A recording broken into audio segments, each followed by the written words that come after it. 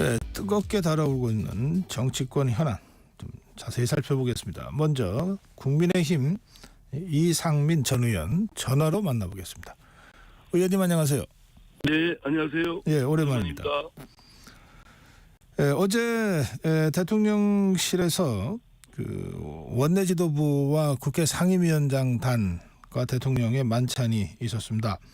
그 국감을 앞둔 그런 모임이었다고 하는데, 그리고 윤석열 대통령은 김건희 여사 특검법, 해병대 특검법, 지역화 배포에 대한 거부권도 행사했습니다. 그런데 이에 대한 이야기는 전혀 없었다 그럽니다. 어떻게 보셨습니까? 모양은 좀 아주 안 좋은 모양이었습니다. 어쨌든 당의 그 최고의 그 지도자가 당 대표이고 또 원내대표인데, 아무리 뭐 원래 원내 전략을 짜는 자리였고 또 거기를 격려하는 자리였다 하더라도 당 대표를 없는 상태에서 일부러 배제한 상태에서 굳이 그렇게 할 이유가 있었을까라는 점에서는 제가 볼 때는 별로 그렇게 깊은 심려 있는 그 행동은 아니었다라고 생각되고요. 그 자리에 그 한동훈 대표와 같이 했었으면 오히려 낫지 않았을까라고 싶고, 더더구나 지금 그 뭐 녹취 사건 폭로 뭐 등등까지 하니까 이게 갈수록 점입가경이고 당의 어떤 분열이 더 극심해지지 않을까, 이런 걱정들이 많습니다. 네. 그 말씀 하신 김에 그 지금 한동훈 대표가 윤석열 대통령에게 거듭해서 공개적으로 독대를 요청하고 있는데요. 그 문제는 어떻게 보십니까? 그것도 대통령이 그 피할 이유는 없다고 봅니다. 더구나 같은 국정을 책임지고 있는 대통령이고 또 여당의 당대표가 만나는 데 있어서 형식과 무슨 여러 가지 뭐 의전이 그렇게 크게 중요합니까? 자주 그게 공식적이건 비공식적이건 자주 있고 소통을 해야 되는 건 마땅한 건데, 그 뭐 한동훈 대표가 독대 요청을 한 거에 대해서 계속 뭐 다음에 기회 보겠다라든가 다른 이유를 들어서 이를 피하는 걸 보면 당원이나 국민들 입장에서 볼 땐 선뜻 납득이 안 되는 그런 모양입니다. 대통령실에서 또는 대통령이 이거는 뭐 회피해야 될 것이 아님에도 불구하고 자꾸 어떤 이유를 들어서 그런 모양을 만들어내는 건 결국 국정을 주도하는 우리 집권 세력 내에서 별로 결집된 모양보다는 아주 흩어지고, 국민들이 볼 때 오히려 지금 대통령과 국민의힘을 걱정을 하는 모양이 되는 것 같아서 안타깝습니다. 예. 지금 한동훈 대표가 그 독대를 요청하면서 동시에 언론에 이런저런 자신의 이야기를 하고 있잖아요. 그래서 여러 언론이 보도하기를 독대가 이루어질 경우에는 대개 두 가지 이야기를 건의를 할 것 같다. 그렇게 보도를 하고 있는데, 그 두 가지가 뭐냐면 여야 의정 협의회 관련해서 그 의대 정원 문제, 그리고 김건희 여사의 사과 문제, 이런 것 같아요. 그러니까 언론의 보도에 따르면 그런 것 같습니다.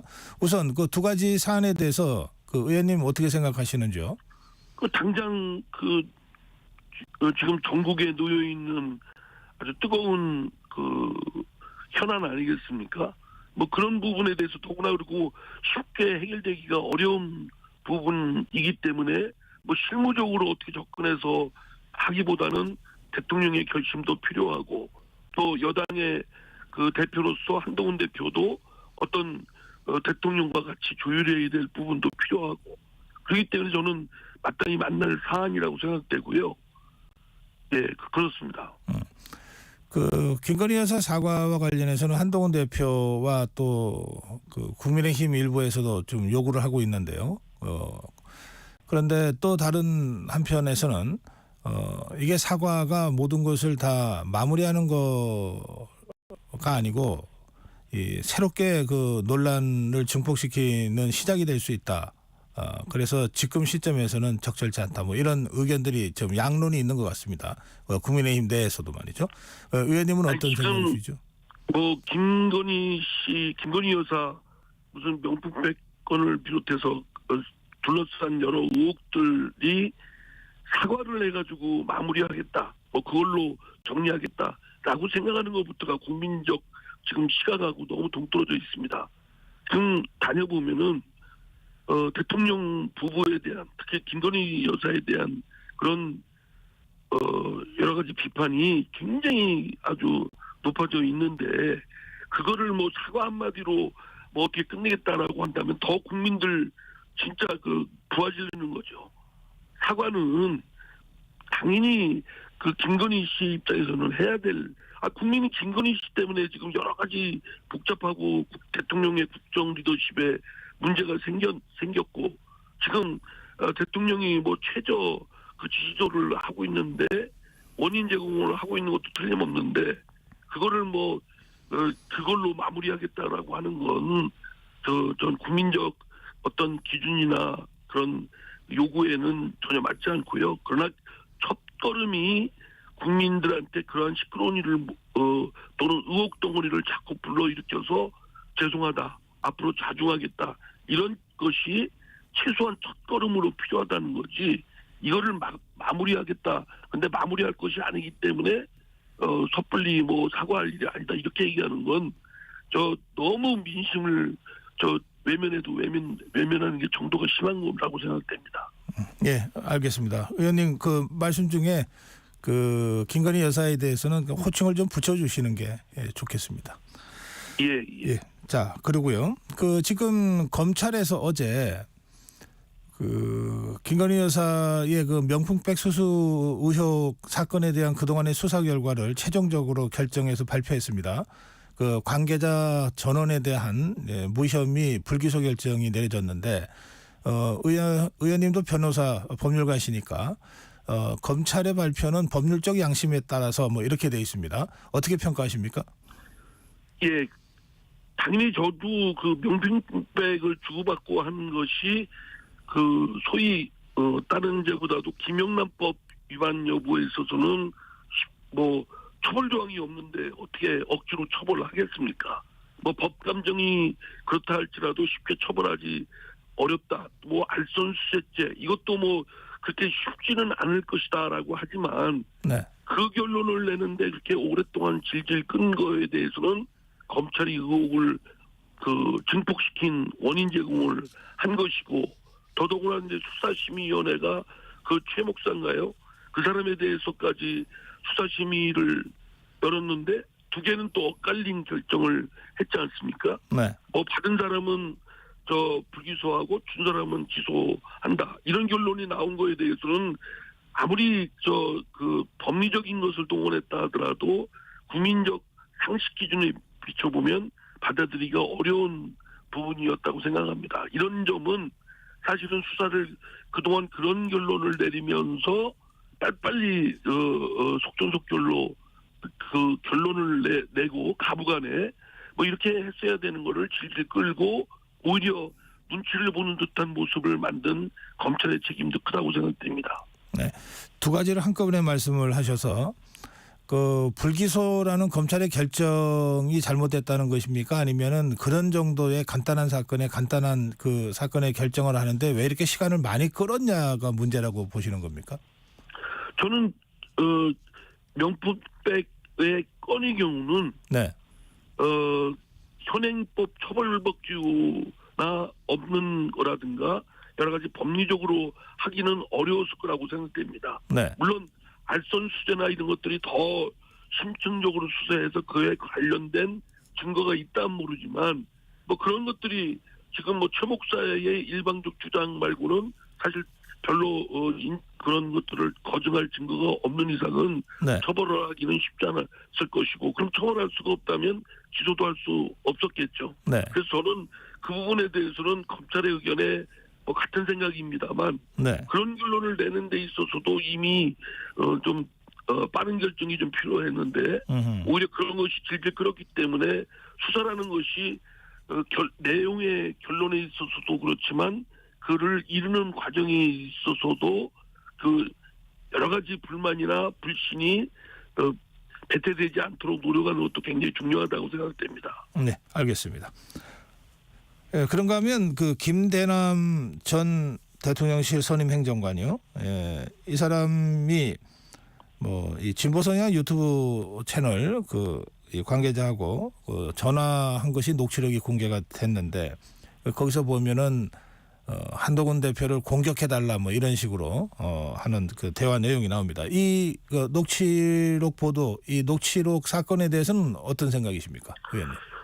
좀 너무나 좀 어이가 없고 그 사람이 그냥 뭐 일반 그냥 국민의힘의 당원이었던 사람이 아니라 대통령실에 얼마 전까지 근무했던 사람이고 또 그 사람이 어쨌든 지금 서울보증인가요? 거기 상임감사라는 아주 고위직에도 가 있고 여전히 그런 또 발언 내용을 보면 뭐 완전히 무색무취한 발언이 아니라 어느 쪽에 완전히 기울어 있고 한동훈 대표를 공격하기 위한 그런 도구로 지금 도저히 납득이 안 되는 서울의 소리인가요? 뭐 그쪽에 네. 있는 이명수라는 사람하고 또 연결해서 굉장히 어떤 친밀감을 그런 배경하에 그런 부탁을 했다는 것이 납득이 안 되는데 네. 이거를 이제 당에서 진상조사든 뭐 어디서 조사하든 조사가 좀 필요하다고 보고요. 그 진상조사에 따른 책임을 물어야 된다고 생각됩니다. 특히 이제 당내 일각에서도 갖고 있는 의심은 이게 그냥 한 개인의 일탈, 대통령실에서 얘기했던 대로 일탈의 문제에 그치는 것이 아니고 조직적인 어떤 움직임에서 비롯된 거 아니냐 이런 의심까지 하는 그 그룹이 있는 것도 사실 아닙니까?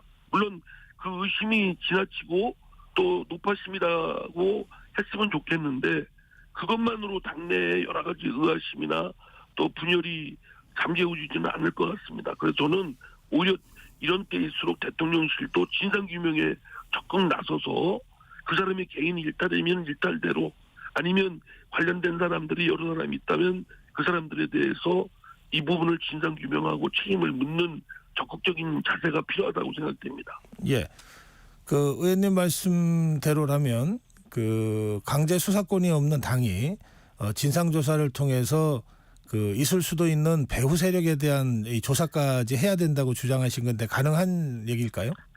제가 볼 때는 그런 진상조사를 윤리위원회에다가 지금 지시해서 한동훈 대표가 맡겼다는 거 아니겠습니까? 그런데 네. 실제로 진상조사에 이를 정도로 지금 우리 앵커께서 말씀하신 대로 당이 무슨 뭐 강제력 있는 것도 아니고 뭐 아마 상당히 한계가 느껴질 겁니다. 이러다가 이제 좀 시끄럽다가 유야야 무야 될 가능성이 있는데 네.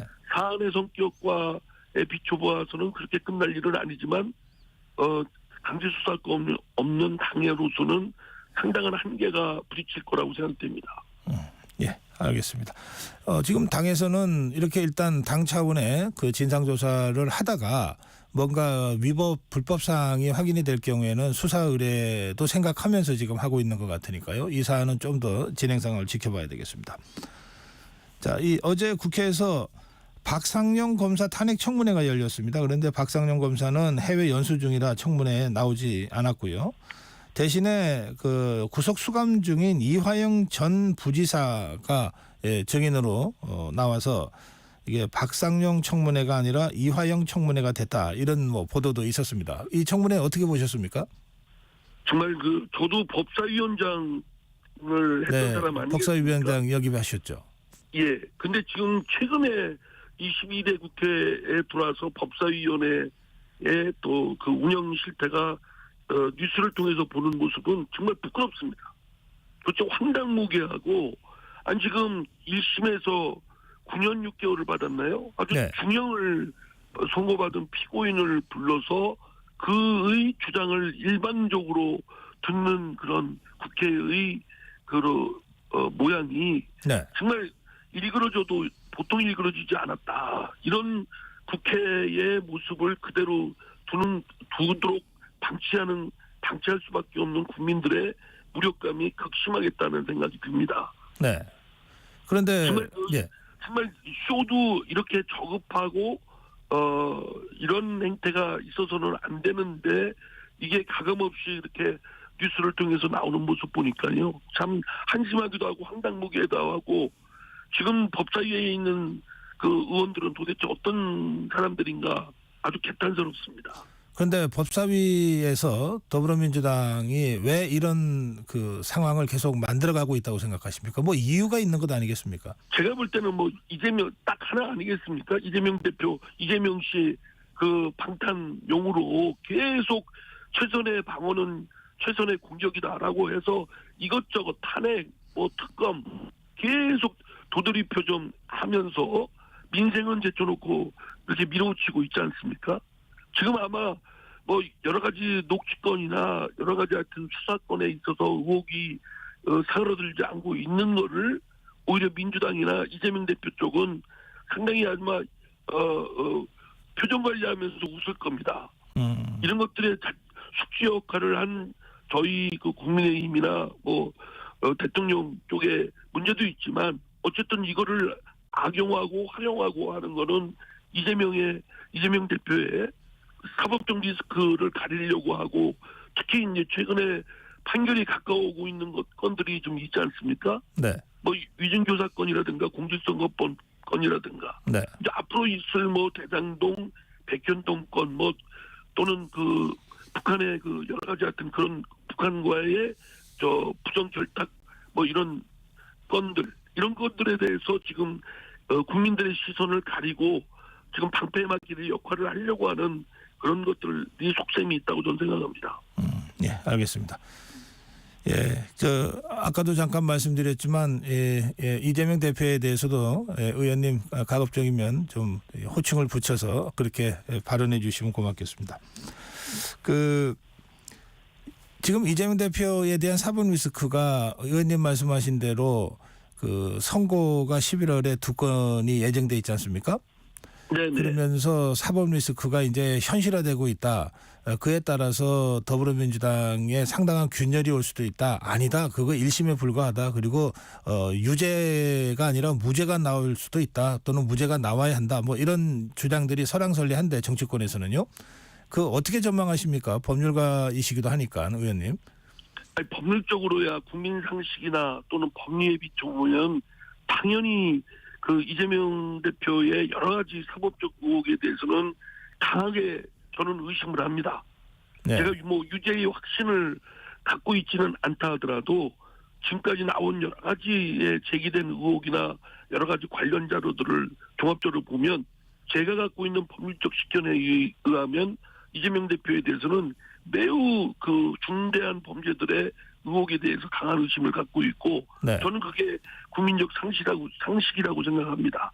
그런데 만약에 이제 설사 뭐 일부 그 범죄에 대한 유죄 판결이 났다고 할지라도 지금의 더불어민주당이 그것 때문에 막 난리치고 뭐 분열되고 또는 뭐 그럴 것이라고 생각하는 건 지금 더불어민주당의 본질적인 본질을 잘 모르고 하는 겁니다. 이미 더불어민주당은 이재명 당으로 전락해버렸고 개딸당으로 전락해버렸기 때문에 자신들의 정략적 의도에 그 관련된다고 한다면 이재명 대표가 설사 사법적 판결을 받았다고 해도 오히려 지금 뭐 검찰 탄압이니 설사 유죄 판결 받으면 법원도 한테도 뒤집어 씌울 겁니다. 네. 그런 식으로 뒤집어 씌우면서 자신들이 사법 불복을 계속 줄기차게 해나갈 것이기 때문에 뭐 그 판결의 일부 판결에 유죄 판결이 나왔다고 해서 그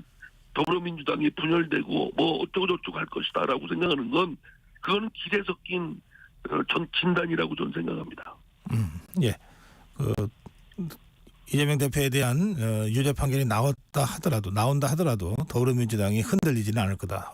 더불어민주당의 지금 체제로 봐서는 그렇다. 지금의 더불어민주당의 모습은 이재명 대표 혼자 만들어진 게 아니고 개딸들과 또 이재명 지금 내부의 그런 공모자들이 같이 합심해서 만든 모습이 더불어민주당이 이재명 당으로 또 개딸당으로 전락한 것에 있습니다. 그런데 그 이재명 대표만 뭐 어떻다고 해서 어떻게 분열되고 하는 것이라기보다는 오히려 같이 이해관계가 결탁되어 있는 집단이기 때문에 저는 뭐 그 이재명 대표의 유죄 판결로 인해서 곧바로 분열이 생기거나 어떤 그런 모습을 보일 거라고는 생각되지 않습니다. 오히려 더 결속된 모습을 외향상으로는 보이면서 그 검찰이나 법원의 판결에 대해서 또 판사에 대해서 공격하고 뒤집어 씌우는 행태를 보일 것이다라고 저는 전망합니다. 네. 이제 그런 그 맥락에서 그 유죄 판결이 나면 오히려 더 윤석열 대통령을 탄핵하자고 하는 그 진보 진영 또 더불어민주당 측의 움직임이 더 거세게 나타날 거다 이런 그 전망과 분석도 예, 있더군요. 저는 그렇게 생각합니다. 알겠습니다. 그게 이재명 대표가 사는 길이라고 생각하고 민주당이 그 버티고 살 수 있는 길이라고 생각하지 않겠습니까? 지금까지 그렇게 계속 해왔고 또 정해져 있습니다. 그 아마 거의 뭐 그런 예견 가능하다고 생각됩니다. 예, 알겠습니다. 의원님 오늘 말씀 여기서 마무리해야 되겠는데요. 짧게 네, 그 현 정국에 대한 조언 한 말씀 하신다면요. 예, 뭐 정치권에 그 있는 사람으로서 오늘날 정치권의 그런 모습은 참 국민들로부터는 정말 그 아마 스트레스의 대상이 되고 있고 저 어떻게 하면 이 정치권에 누구 할 거 없이 다 예. 좀 퇴출시키고 싶다 이런 생각들이 들 정도로 정치권에 있는 사람들의 일대 그런 경각심을 알겠습니다. 예, 조언을 부탁드렸더니 경고를 하셨습니다. 예, 국민의힘 이상민 전 의원이었습니다.